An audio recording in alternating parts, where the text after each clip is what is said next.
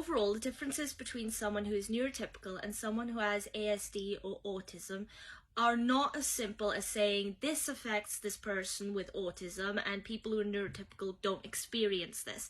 It's not that cut and dry. In fact, a lot of the symptoms and challenges that people with autism face are just essentially more severe forms of things that anybody can face in their daily life, or challenges that anybody might have. For instance, loads of people are really anxious or can feel really anxious at certain times, you know, like going into a test because they're nervous or going into a job interview.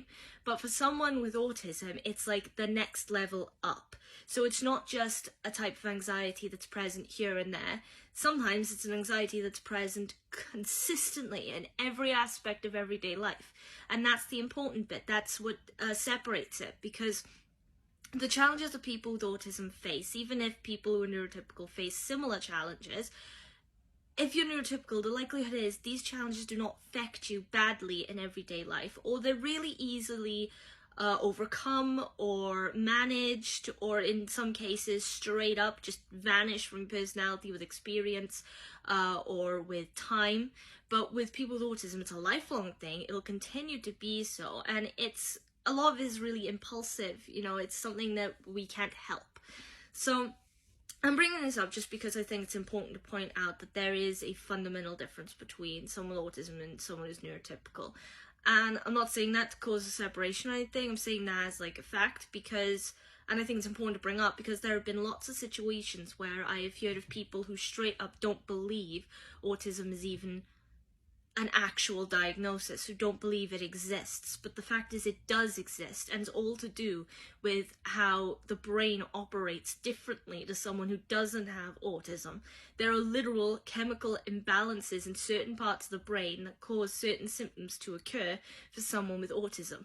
But then again, people with autism, because it is a spectrum, are not going to be the same as each other. So I can see why it's a really complicated thing to get your head around, because even if everyone with autism were to face the same challenges and the same difficulties day in, day out, for some of them, some of those challenges are going to be really, really bad or severe or affect them really badly every day of their life. And for others, not so much, and it's going to be something else that affects them, or has a particular effect on how they carry themselves in their everyday life.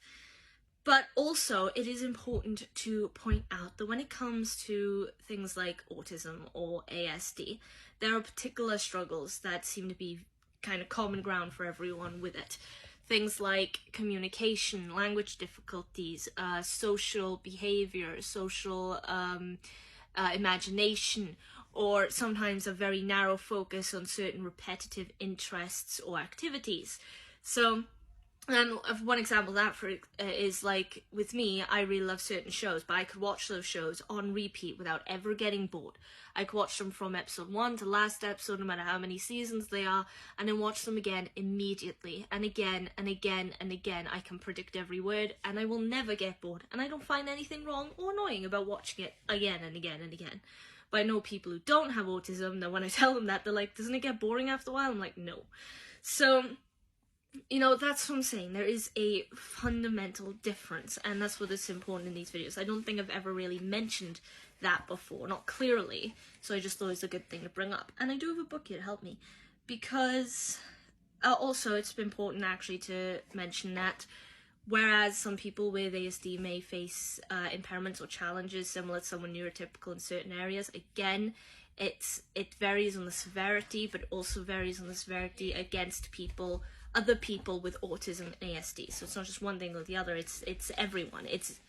Saying it's varied is about as straight to the point as I can get, I think. Lots of people with ASD autism, or people who don't have ASD autism and know someone does, are under the impression that these difficulties are just too much to handle, and they can cause so many difficulties throughout life and so many challenges and stressful situations that essentially the idea of leading a, let's say, normal or fulfilling life is impossible. And I've seen parents who get teary-eyed and cry and almost panic-stricken when they find out their child has autism. And I've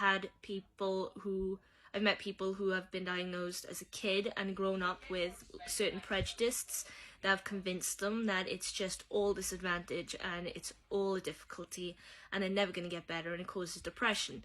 And I've met people who've gotten diagnosed later in life who sometimes they find it a relief to know, at least now they know they can understand themselves better. And some people find out they have autism and go down a rabbit hole of depression because all it tells them is the difficulties they face are never going to go away. But that doesn't mean they can't be managed. That's the important thing. And I just want to point out that it's so not true that people with autism can't live normal or happy or fulfilling lives, okay? Because many people with autism do. The struggles and challenges are there, but everyone faces struggles and challenges. In our case, it's just we have very specific ones that we need to identify and then learn to manage in our own time. There's no rush, you know, and it's okay to like ask for support from people and don't feel like someone doesn't understand you, because they do, 100%. And also, you know what, there are loads of people, famous people and such, who have been diagnosed with autism, who look at them, how successful they are, just as an example of what I'm saying.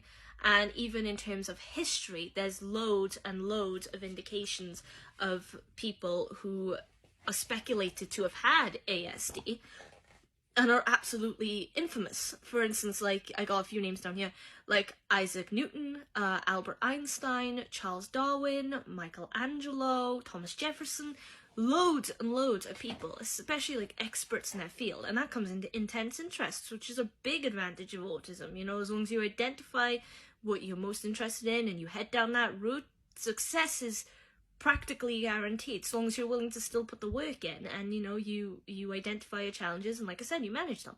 So I just wanted to say that in this video. That's all I gotta say, alright? So if you like the video, please leave a like, follow me here on TikTok. Any thoughts or opinions, comments, anything you want to say, put them in the comment section. Questions or requests for future videos, more than welcome. Really want some, in fact. Subscribe to the YouTube channel if you're interested, and besides that, repost the video, because as I've said before, helps with my channel, helps with my motivation, but also helps raise awareness, which is the most important thing. So hopefully you have a good day. Until then, I'll see you in the next video. Hopefully. Bye!